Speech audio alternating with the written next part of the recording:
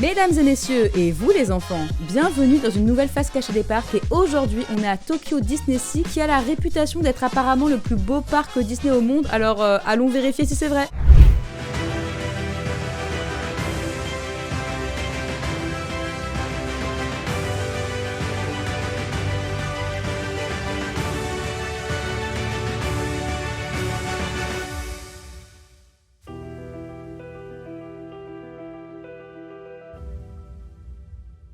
Mais avant de partir explorer les sublimes décors de Tokyo Disney-Sea, un peu d'histoire. Tokyo Disney-Sea ouvre ses portes le 4 septembre 2001, juste à côté du parc Tokyo Disneyland, pour faire de la destination japonaise un resort à part entière. A noter que dans les années 2000, 4 parcs Disney ont ouvert leurs portes, Tokyo Disney-Sea, Walt Disney Studios à Paris, Disney's California Adventure et Hong Kong Disneyland, et que seul Tokyo Disney-Sea est considéré comme une réussite. Peut-être parce que le parc n'appartient pas à la Walt Disney Company, mais à l'Oriental Land Company, ce qui lui a permis de bénéficier d'une vision artistique marquée, au contraire des autres parcs du début du siècle, un peu plus orientés business. Tokyo Disney-Sea a d'ailleurs globalement très peu changé depuis son ouverture, tant tout était déjà cohérent et achevé. Le parc reprend pas mal de concepts non aboutis de la Walt Disney Company, en particulier le parc Disney-Sea qui aurait dû voir le jour dans les années 90 à Long Beach en Californie. Le parc aurait dû être thématisé autour de villes portuaires et lorsque la Walt Disney Company décide d'offrir un second parc à Tokyo Disneyland, ils reprennent donc en partie cette idée en y ajoutant d'autres projets mis de côté, dont Discovery Mountain qu'on aurait dû avoir à Disneyland Paris. Tokyo Disney-Sea a donc un thème maritime, comme son nom l'indique, ce qui est pratique vu que le parc est pratiquement posé sur l'océan, ce qui permet aux visiteurs d'être en complète immersion, et le parc est non pas composé de landes, mais de ports, au nombre de 7 pour symboliser les 7 mers du monde. En arrivant dans le parc, vous verrez d'abord Disney-Sea Central Plaza qui permet de relier l'entrée à l'hôtel Miracosta construit à l'intérieur du parc. Vous serez accueillis en fanfare et vous pourrez prendre une jolie photo en face de la fontaine en forme de globe qui représente notre belle planète bleue composée en grande partie de mer et d'océan. Ensuite, vous pourrez emprunter le passage Miracosta pour arriver enfin au premier port, Mediterranean Harbor. Alors ce passage est vraiment pensé comme une transition entre le monde réel et la magie de Tokyo Disney-Sea qui se dévoile progressivement à mesure que vous vous rapprochez de Mediterranean Harbor. Vous verrez alors le joyau de ce parc, le volcan Prométhée, qui surplombe chacun des ports. Mediterranean Harbor est un peu le hub de Tokyo Disney-Sea à partir duquel vous pourrez rejoindre les différents ports. Il a comme thème les villes italiennes comme Venise et Portofino où vous trouverez surtout des boutiques et des restaurants. C'est aussi ici que vous pourrez assister au spectacle nocturne dès la tombée de la nuit sur le lac Porto Paradiso. L'hôtel Miracosta, qui est donc un véritable hôtel, renforce le sentiment d'immersion vu que ce n'est pas qu'une simple surface. Ce port comporte une attraction, Soaring Fantastic Flight. Alors pour ceux qui ne le sauraient pas, Soaring est une attraction type Flying Theater dans le même style que le Voletarium à Europa Park par exemple, qu'on retrouve dans beaucoup de parcs Disney.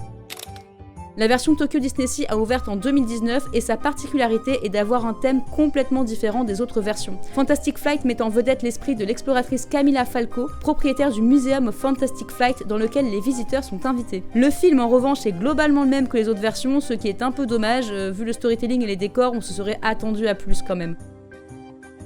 Le port inclut aussi une petite zone nommée Fortress Explorations, une forteresse construite au pied du volcan et qui propose surtout des aires de jeu et une bataille navale interactive sur le thème de Léonard de Vinci. Comme tout le reste du parc, la zone est magnifique et on a vraiment ce sentiment d'être hors du temps dans un univers fictif dédié aux inventeurs et aux explorateurs.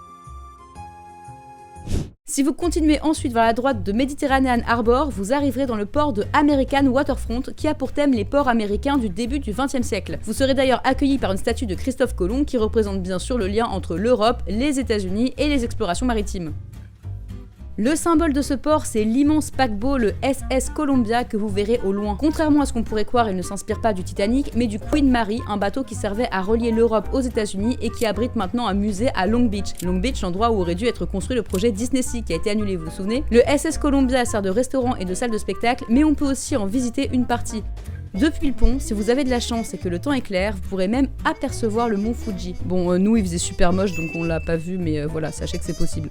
Le port American Waterfront est composé de 3 zones. La première, appelée Toyville Trolley Park, tout de suite sur la gauche, contient l'attraction Toy Story Midway Mania, qui est un jeu de tir interactif sur le thème de Toy Story. La zone s'inspire, comme son nom l'indique, des trolley parks américains, qui étaient des petites zones de divertissement placées au terminus des transports en commun au cours du 19e siècle. La deuxième, New York Harbor, dépicte le New York du début du XXe siècle. En plus de pouvoir embarquer dans des transports d'époque, vous pourrez surtout faire la fameuse Tour de la Terreur. Alors, je dois avouer qu'au début, la Tour de la Terreur n'était pas sur ma liste étant donné que j'avais vu que c'était exactement le même parcours que la version parisienne, celle d'avant les nouveaux scénarios. Mais j'ai été complètement happée par le storytelling. Ici, il n'est pas question de licence comme la 4ème dimension ou les Gardiens de la Galaxie, mais on a une histoire 100% inédite avec un explorateur riche et véreux nommé Harrison Hightower III qui, un beau jour de l'année 1899, décide de voler une idole dans un pays d'Afrique pour l'exposer dans un de ses hôtels. La bonne idée. Évidemment, l'idole, qui apprécie moyen de s'être fait enlever pour le profit, fait disparaître Hightower en provoquant un accident d'ascenseur. Bien plus tard, en 1912, l'hôtel rouvre au public où des visites y sont proposées pour admirer les objets qu'Hightower a accumulés toute sa vie lors de ses expéditions. Mais la légende raconte que l'esprit de l'idole hante encore les lieux. Et vraiment, je vous assure, ça vaut le coup de faire cette attraction juste pour le thème. Voilà encore qui prouve qu'on peut faire quelque chose d'incroyablement réussi sans se reposer sur une licence à succès. Et enfin, en dépassant le SS Columbia, vous arriverez dans la zone de Cape Cod, thématisée autour des anciennes petites villes de la Nouvelle-Angleterre et ses nombreux bateaux à voile qui ont jeté l'ancre. En continuant vers la droite, vous arriverez au port suivant, Port Discovery, qui représente un port rétro-futuriste construit autour d'un observatoire météorologique. Et ce port contient une de mes attractions coup de cœur du parc, Aquatopia. Aquatopia, c'est un peu comme Autopia, mais sur l'eau, dans des véhicules qui ont des mouvements brusques et complètement aléatoires qui rendent l'expérience vraiment très marrante. Je vous la recommande à 200% si vous avez juste envie de vous payer une bonne barre en fait.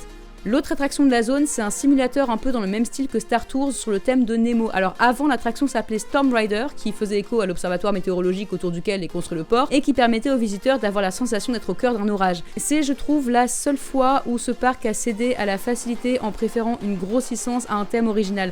On peut pas être parfait.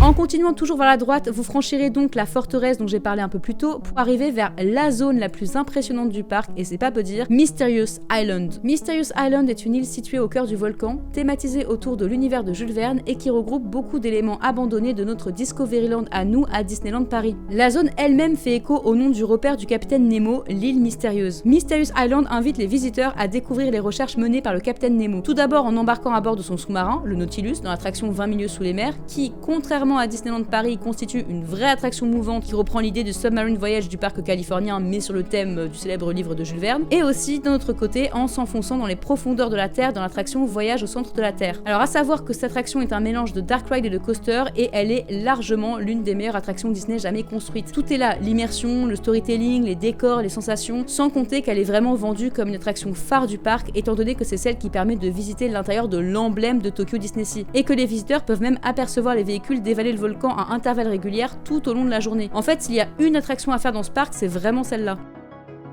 En sortant de Mysterious Island, vous arriverez dans le port de Lost River Delta, qui évoque les fleuves qui s'écoulent dans les jungles d'Amérique centrale. Le port doit son nom à la rivière qui se trouve dans cette zone, la Lost River. On y retrouve des éléments des décors qui évoquent les films d'aventure à la Indiana Jones, dont un hydravion posé sur la rivière qui porte comme nom le C3PO, je sais pas si ça vous dit quelque chose. Dans ce port, vous trouverez deux attractions, mais attention, le coaster qui ressemble trait pour trait à notre Indiana Jones et le Temple du Péril n'a pas comme thème Indiana Jones, il s'appelle juste Raging Spirits et a pour thème l'exploration d'un temple. Et il est bien mieux thématisé que le nôtre, regardez-moi ces décors. Par contre, l'attraction appelée Indiana Jones Adventure et le Temple du Crâne de Cristal est un dark ride dans le même style que celle de Californie, donc une attraction où vous évoluerez dans des sortes de 4x4 et des décors ultra immersifs. Et fun fact, l'attraction a ouvert en 2001, soit 7 ans avant le film Indiana Jones et le Crâne de Cristal, donc l'attraction a devancé la licence dont elle est inspirée, c'est plutôt cool. Ensuite, après le port Lost River Delta, vous arriverez à Arabian Coast, un port qui a pour thème en grande partie Aladdin et plus globalement le monde arabe et les contes des mille et une nuits. L'entrée se fait par le superbe palais d'Agraba qui mène ensuite à une place ornée d'une grande fontaine. À droite, vous pourrez faire une pause sur le magnifique carrousel à 2 étages, le Caravan Carousel, qui me rappelle d'ailleurs un peu celui de Nantes personnellement. En face, vous trouverez The Magic Lamp Theater, un spectacle qui mêle effets 3D et acteurs en live, et attention, tout est en japonais et perso, j'ai pas trouvé que le spectacle était assez spectaculaire pour être apprécié sans rien comprendre. À gauche, vous passerez par les petites allées du marché d'Agraba qui feront sûrement plaisir aux fans de Kingdom Hearts parce qu'on a vraiment l'impression d'être dans le jeu. Vous arriverez alors devant les fameux, les iconiques, les irremplaçables tapis volants qui pour le coup sont quand même vachement beaux.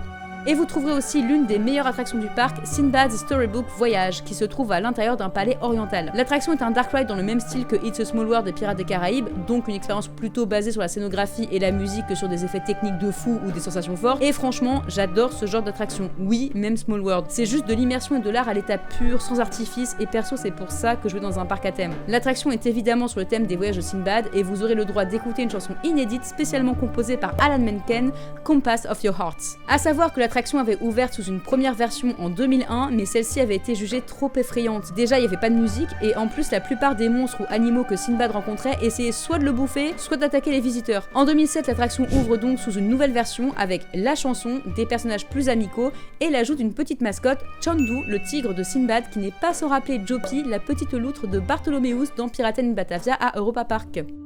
Et enfin, juste en face de l'entrée de Arabian Coast, vous arriverez au dernier port, Mermaid Lagoon, qui a pour thème la petite sirène. Le land regroupe surtout des petits flat rides, mais le tout est tellement bien thématisé que vous avez juste envie d'y rester des heures. Le palais d'Ariel avec ses mosaïques, son ambiance et son design inspiré de l'architecte Anthony Gaudí nous plonge tout de suite dans l'univers de la petite sirène. Mais la vraie magie arrive lorsqu'on répond à l'invitation du roi Triton pour descendre sous l'océan. Là, on découvre une zone immersive qui regorge de petites attractions, de salles de spectacle, de boutiques et de restaurants et qui nous donne vraiment l'impression d'être sous l'eau. N'oubliez pas de vous rendre dans Ariel's Playground, une aire de jeu qui vous permettra de visiter la grotte d'Ariel et de recréer la scène de la chanson Partir là-bas au pied de la statue d'Eric. Et voilà, vous avez fini le tour des ports de Tokyo DisneySea, il ne vous reste plus qu'à prendre un des bateaux sur DisneySea Transit Streamer Line pour revenir à Mediterranean Harbour et profiter de l'atmosphère du parc avant le spectacle nocturne. Bon, je vais tout de suite répondre à la question que tout le monde se pose. Oui, Tokyo DisneySea est le plus beau parc que Disney. Peut-être à égalité avec Animal Kingdom, après ça dépend quel genre d'ambiance vous préférez. Faut juste savoir que Tokyo DisneySea est plus un parc à thème qu'un parc d'attractions. Il y a pas tant d'attractions que ça, et même si elles sont très bonnes, le vrai atout du parc, ce sont ces décors hyper fournis qui appellent à l'exploration. D'ailleurs, la plupart des Japonais ils vont plus pour prendre de jolies photos, parfois en cosplay, c'est pas interdit là-bas, que pour faire des attractions. En fait, on peut presque dire que c'est un parc instagrammable. Sinon, il y a pas mal de queues aux attractions, mais cette foule ne se ressent pas du tout quand vous vous promenez dans le parc, au contraire de Universal Japan et Tokyo Disneyland. Il y a vraiment un aspect reposant dans ce parc où vous pourrez flâner des heures dans le calme. Par contre, pour faire les attractions, il faudra faire la queue ou acheter des fast-pass. Alors nous, on en a pris pour Voyage au centre de la Terre qui annonçait plus de 2 heures de queue, ça nous a coûté environ 9 € par personne et je pense que ça les vaut largement. La seule autre attraction où il y avait autant de queue, c'était Soaring, qu'on n'a pas fait du coup, mais si vous avez déjà fait le Voletarium ou autre chose de similaire, je suis pas sûre que ça vaille le coup de faire plus d'1 heure de queue. Pour le reste, de mémoire, il y avait à peu près 1 heure à la Tour de la Terreur, ce qui reste gérable, une vingtaine de minutes pour les petites attractions comme Aquatopia, et personne au voyage de Sinbad qui est pourtant excellent. Je pense vraiment qu'une seule journée est suffisante pour ce parc, mais il est tellement beau que vous pouvez peut-être prévoir une deuxième journée au cas où, juste pour vous en mettre plein les yeux. Petit fun fact sur le volcan, il s'appelle donc Mont Prométhée en référence au titan qui a volé le feu aux Olympiens pour le donner aux mortels dans la mythologie grecque et qui doit sûrement être encore attaché à une montagne à se faire bouffer le foie par un aigle pour avoir osé défier Zeus. Le volcan crache des flammes à intervalles réguliers et il change d'aspect en fonction du port dans lequel vous vous trouvez. Depuis Mediterranean Harbour, il ressemble à un volcan italien genre le Vésuve. Depuis Port Discovery et près de la forteresse, il est luxuriant. Depuis Mysterious Island, il a un aspect plus brut comme dans un cratère, ce qui lui donne un aspect un peu sci-fi. Et lorsqu'on se trouve vers des contrées plus lointaines comme Arabian Coast ou Lost River Delta, il semble se trouver très loin comme la promesse d'un monde à explorer. Quand je dis que c'est un exemple de thématisation ce parc. Niveau conseil, arrivez vraiment à l'ouverture, voire plus tôt, pour éviter d'attendre 1000 ans au contrôle des sacs. D'ailleurs, astuce, il y a des zones de contrôle des sacs un peu cachées sur la droite quand vous arrivez vers la station de monorail où il y a beaucoup moins de monde. De manière générale, ne soyez pas des moutons. Les Japonais ont cette tendance à suivre la masse sans réfléchir, et du coup, si vous prenez le contre-pied, ça vous épargnera souvent de faire la queue. En parlant de monorail, tout le monde vous indiquera de le prendre quand vous chercherez l'entrée de DisneySea, mais il n'est pas gratuit. Bon, c'est pas super cher, hein, c'est genre 300 yens, mais quand même, sachez que vous pouvez marcher de l'entrée du resort à Tokyo DisneySea. Ça prend environ 20 minutes, mais c'est tout à fait possible. C'est juste qu'aucun employé vous le dira, quoi. Prenez vraiment le temps de tout explorer. Je le redis, mais c'est un parc à thème avant tout. Si vous décidez de vous précipiter sur les attractions, vous allez passer à côté de plein de choses. D'ailleurs, si quand vous êtes dans un parc, vous en fichez de la théma et du storytelling, c'est peut-être pas le parc pour vous. Encore une fois, il n'y a pas tant d'attractions que ça, et le peu qu'il y a sont plutôt centrées sur l'immersion que sur les sensations. Pour ce qui est des spectacles, le spectacle nocturne qu'on a vu, Believe, See and Dream, était incroyable, ne le loupez surtout pas. Et essayez d'arriver le plus en avance possible pour être bien placé parce que les Japonais attendent 4 heures pour avoir une bonne place, ça leur fait pas peur. Par contre, les autres spectacles qui étaient sur le lac en journée n'étaient pas dingues. C'était juste Mickey et ses amis qui agitaient des drapeaux, qui faisaient une petite choré. Je pense qu'il faut vraiment être à fond dans l'ambiance Disney pour apprécier. Mais si vous êtes du genre à avoir appris la choré d'un monde qui s'illumine pendant les 30 ans de Disneyland Paris, alors ça vaut peut-être le coup que vous vous renseigniez sur ce show pour participer comme les Japonais. Mais bon, comme moi j'aime pas participer, voilà.